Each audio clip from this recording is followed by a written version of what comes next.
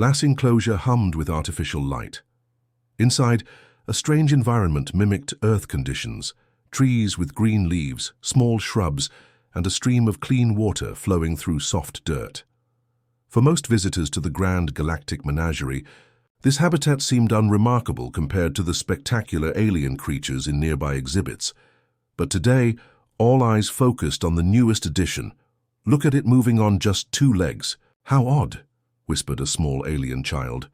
Pressing its 4 eyes against the transparent barrier, Director Sul moved through the crowd, his grey skin shimmering with pride.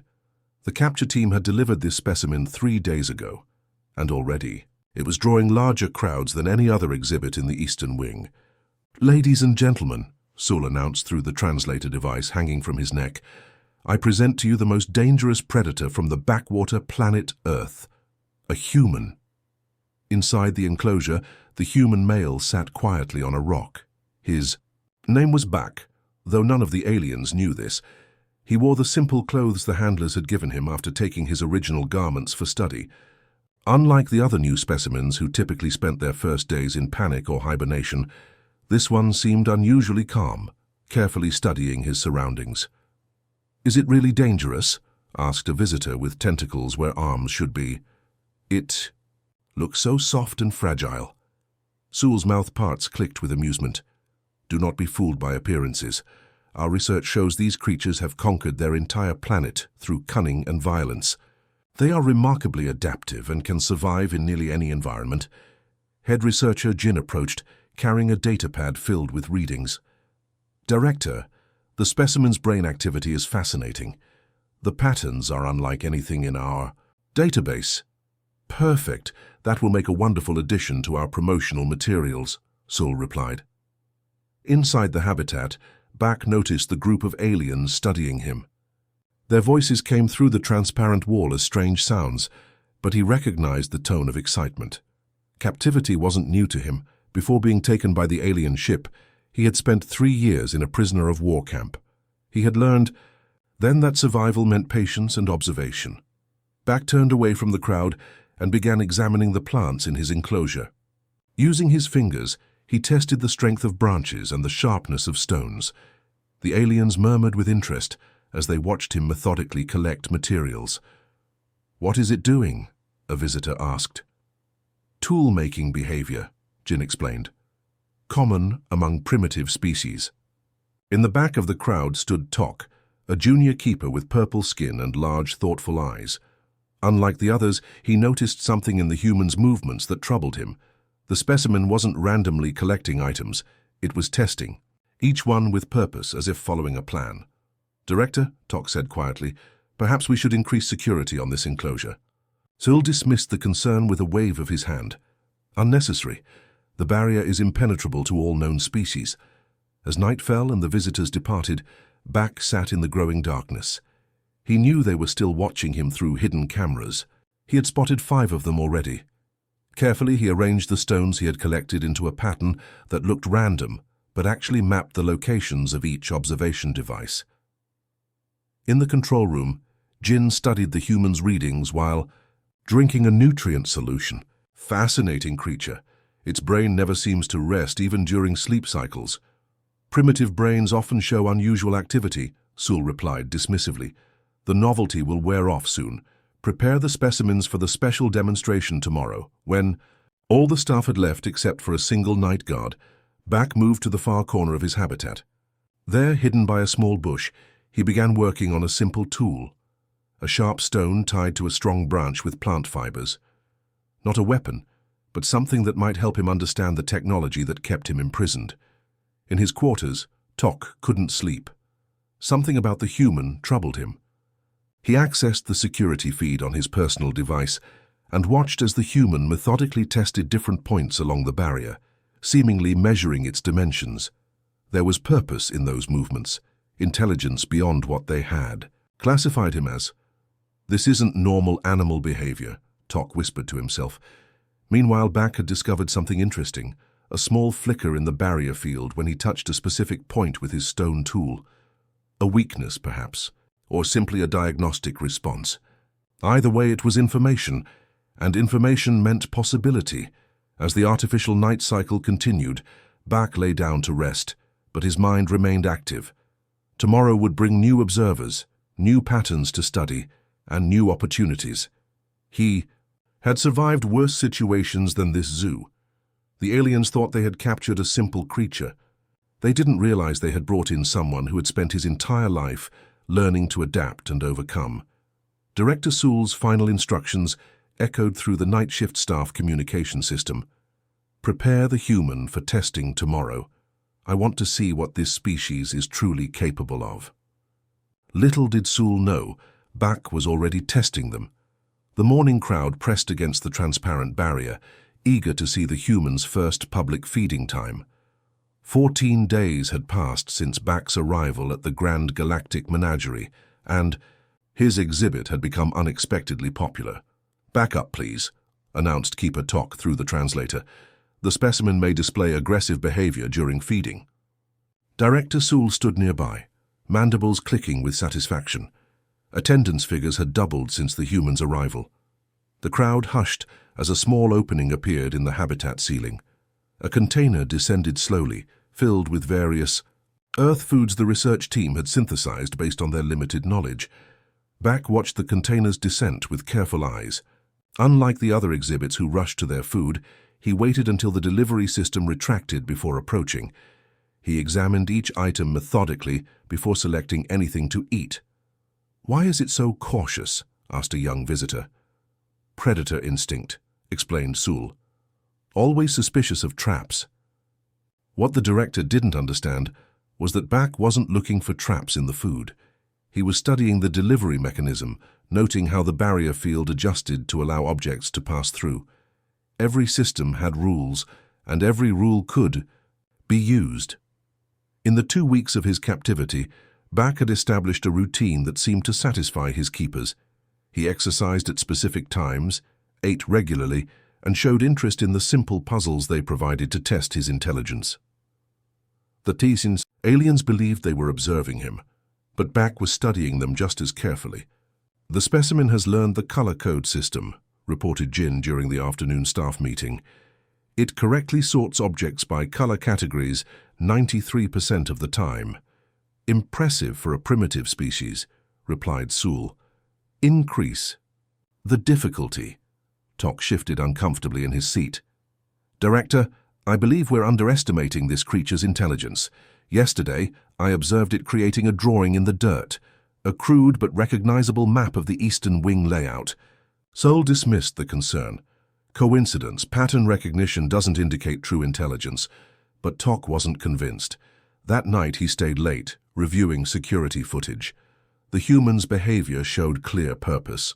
While other new specimens spent weeks adjusting to captivity, this one had immediately begun gathering information about its surroundings. The 21st day, the staff introduced another test. They placed a simple lockbox containing food in the habitat. Most species took days or weeks to figure out the mechanism. Bak solved it in minutes. But what troubled Tok was that he solved it too efficiently, as if he had already understood the principles. "Something isn't right," Tok whispered to himself. Inside his habitat, Bak had made discoveries beyond what his keepers realized. He had identified the regular patterns of the security system, the slight dimming of lights during shift changes, the barely perceptible hum when surveillance was actively focused on his section. Most importantly, he had found that certain materials from his habitat created minor interference with the barrier field. By day, Bak performed as expected, solving puzzles, demonstrating appropriate physical capabilities, and showing interest in the colorful visitors. By night, he worked methodically on understanding the technology that contained him. On the 30th day, the menagerie introduced a new attraction, an interactive display where visitors could select different stimuli to present to the human. Some chose food items, others selected sounds or visual patterns. The human's responses were recorded and displayed on screens, categorized by predicted emotional states. "See how it reacts to the threat stimulus," Sewell told a group of VIP visitors, pressing a button that projected a holographic predator into the habitat. Bak didn't flinch or retreat as expected. Instead, he studied the projection carefully. Then, made a gesture toward it that caused confusion among the watching aliens. "What's it doing?" asked a visitor. "Possibly a defensive posture," Sewell suggested, though he sounded uncertain. What none of them understood was that Bach had recognized the projection system's pattern. It was similar to communication technology he had encountered before. He wasn't reacting to the hologram. He was testing whether it could receive input as well as project images. That night, when most staff had departed, Bach arranged small stones in his habitat in a pattern that wasn't random. It was a simple mathematical sequence. Then he looked directly at the surveillance camera and waited. In the monitoring room, Tok stared at the screen in shock. The pattern wasn't just any sequence. It matched exactly the startup sequence for the habitat's environmental controls. It's not just learning, Tok realized with a mix of awe and fear. It's communicating. As the night cycle deepened, Bach continued arranging and rearranging the stones, creating increasingly complex patterns. In the observation room, the computer began identifying matches with various system operations throughout the facility. The human wasn't just adapting to captivity, he was learning how to speak to the systems that controlled it. The soft glow of emergency lighting cast long shadows across the monitoring station as Tok reviewed the night's security recordings. He rewound the footage for the third time, watching as Bach arranged stones and branches into patterns that matched the facility's system diagrams with disturbing accuracy. "This is impossible," Tok whispered to himself. He had brought his concerns to Director Sewell twice now, but each time his warnings were dismissed. "Coincidental pattern recognition," Sewell had said. Nothing more. But Tok knew better. 57 days had passed since the humans' arrival, and the patterns had grown more complex, more deliberate. Something had to be done. Morning brought the usual crowd of visitors. Bach sat calmly near the front of his habitat, seemingly interested in the colorful aliens that pressed against the barrier. Children pointed, and adults murmured as he methodically constructed small objects from materials in his environment. "Today we introduce a new intelligence test," announced Sewell to the gathering crowd. "We will observe how the specimen responds to symbolic communication." A panel slid open on the habitat wall, revealing a screen displaying simple shapes, circles, squares, triangles. According to protocol, the human should select matching shapes from objects provided in a tray to receive a food reward. Bach approached the screen slowly. He studied the shapes, then looked directly at the control booth where Tok stood watching. Instead of selecting the matching shapes, he arranged the objects in a pattern that correlated to the facility's communication protocol. Sewell's mandibles clicked in annoyance. "It doesn't understand. Increase the reward incentive." But Tok saw something different. The human wasn't failing to understand. He was deliberately communicating something else. Making a sudden decision, Tok pressed a sequence of buttons on his console, changing the shapes on the screen to a simple numeric sequence. The crowd gasped as Bach immediately arranged his objects to complete the sequence correctly, then added a new pattern, one that matched the identification code of Tok's security badge. "Remarkable mimicry," Sewell announced to the visitors, but his voice carried a note of uncertainty. Later that night, after most staff had departed, Tok returned to the human's habitat alone. He stood before the barrier, watching as Bach approached. "From the other side, can you understand me?" Tok asked quietly, knowing the translation system was active. Bach nodded slowly, then pointed to his ears, then to the translator device on Tok's collar. "Impossible," Tok whispered. "Our systems are designed to be incomprehensible to specimens." Bach smiled slightly, then began arranging stones in the dirt. When he finished, he had created a crude but recognizable diagram of the solar system where Earth was located. "You know where you are?" Tok asked, his large eyes widening. Bach nodded, then pointed to Tok, then to himself, and drew a line connecting them in the dirt. "You want to communicate," Tok realized. He glanced nervously at the security cameras, then made a decision. He removed a small data pad from his pocket and placed it against the barrier.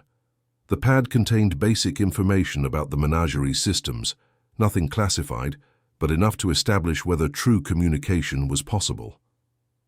Bach studied the pad's display, then nodded slowly. He began drawing in the dirt again, creating symbols that matched the facility's basic command language. "This changes everything," Tok whispered. The next morning, Tok arrived early, finding research leader Jin already at the human's habitat, recording observations. "Something remarkable has happened," Jin said, not looking up from her instruments. "The specimen's brain patterns have altered. They now match our definition of sentient awareness." "I need to speak with you," Tok said urgently. "About the human." Jin turned, her compound eyes reflecting the habitat lights. "Human, is that what it calls itself?" "Yes. And there's more. I believe it's been communicating with us from the beginning, not just responding to stimuli, actually communicating." Jin's antennae twitched with interest. "Show me." Together they approached the habitat. Bak sat near the barrier, watching them intently. Jin activated her datapad, displaying a complex mathematical equation with one element missing.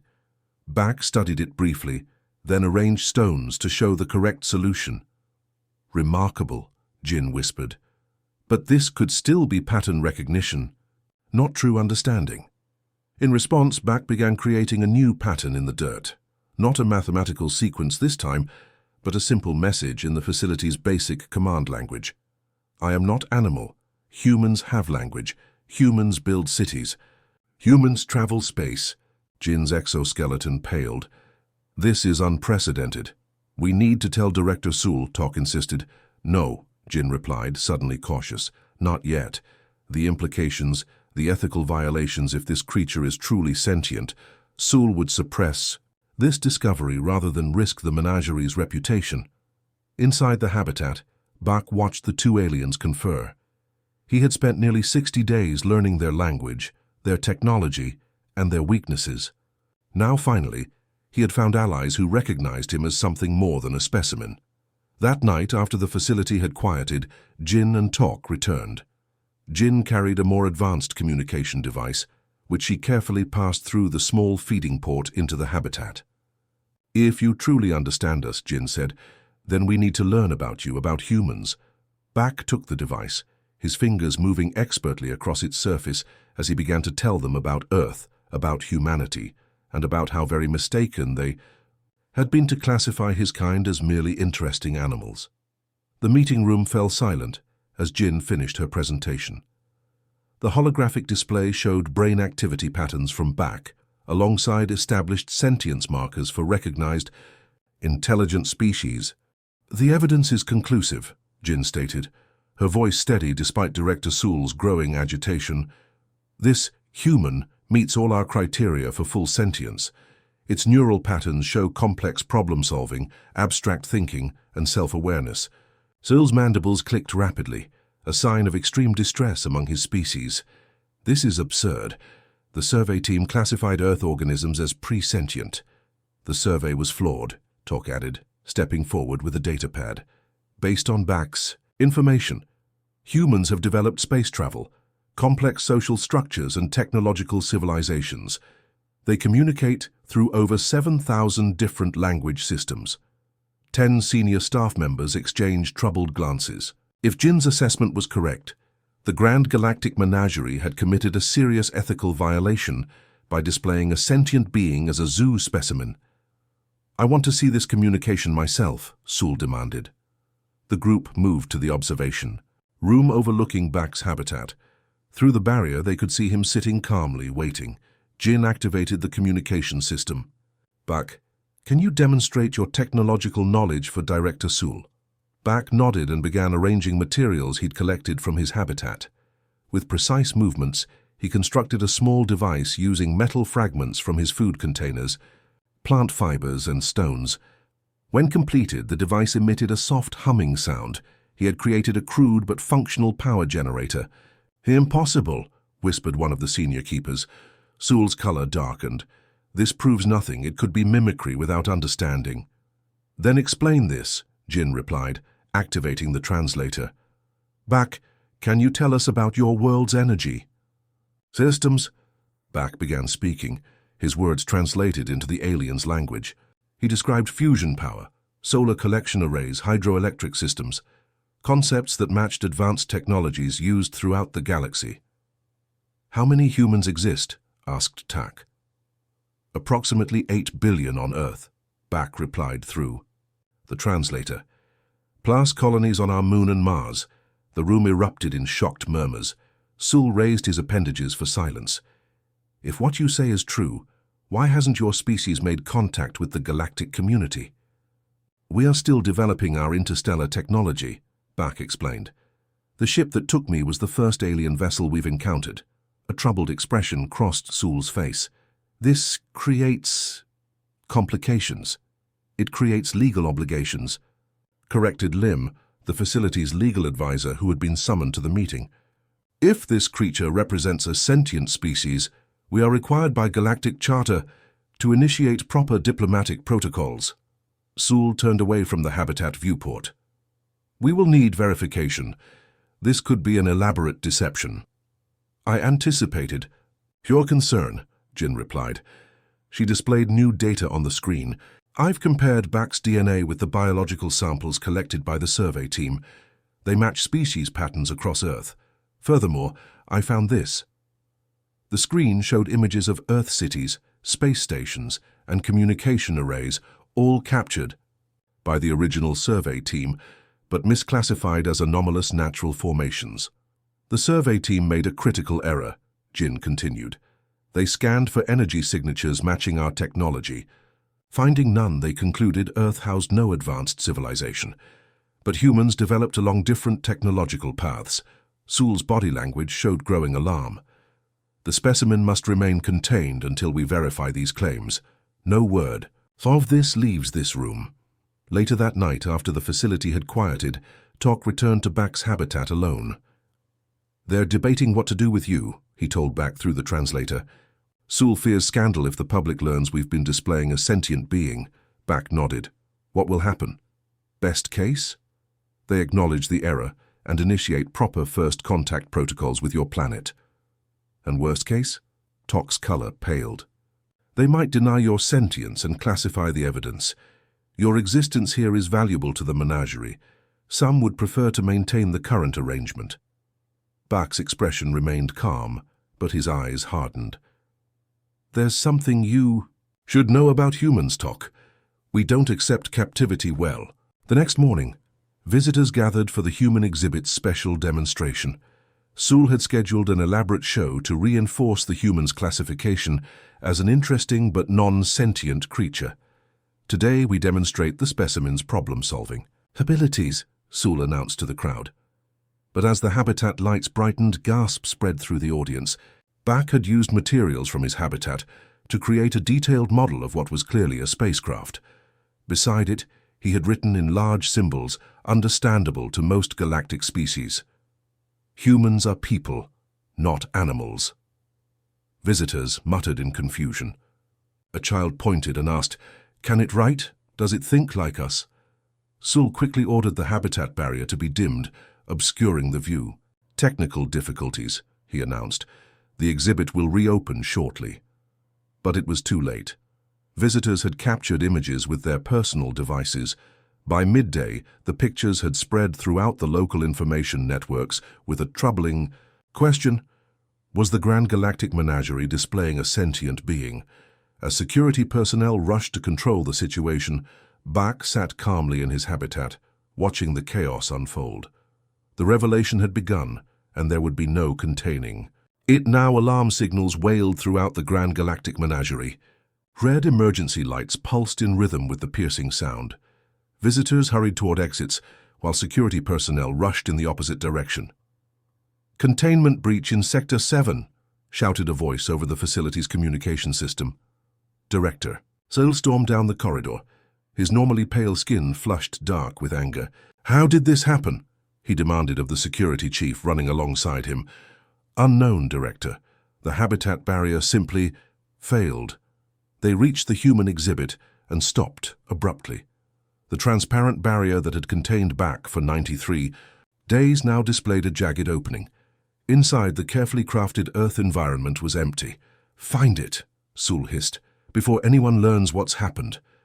But the situation was already beyond Sul's control. News of the thinking exhibit had spread across information networks. Questions about the human's true nature had reached the Galactic Council's Ethics Committee, and somewhere in the sprawling facility, Bak moved with purpose. In the lower service corridors, Tok hurried forward, checking each junction before proceeding. His decision to help Bak escape could end his career or worse, but after learning the truth about humans, he couldn't allow the continued imprisonment of a sentient being. "This way," he whispered, guiding Bak through the dimly lit passage. "The security systems are redirected for 3 more minutes." Bak followed silently. During his captivity, he had studied the facility's layout through careful observation and the information Jin and Tok had provided. He knew exactly where he needed to go. "Why are you helping me?" Bak asked quietly. Tok's antennae twitched nervously. "Because it's right. No sentient being should be displayed like an animal." They reached a junction where the corridor split in 3 directions. "The exit is left," Tok indicated. "I'm not leaving yet," Bak replied, turning right instead. "What?" "The security override won't last." "There are others," Bak said simply. "Other sentient beings in this facility wrongly classified as animals. I can't leave them." Tok hesitated, then followed. "How can you be sure?" "I've observed them. Communicated with some through the barrier field. The blue tentacled being from Sector 9 has a full language system. The crystalline entities in Sector 12 are a collective intelligence. They reached a control room where environment systems for multiple habitats were managed." Bak moved to the central console with surprising confidence.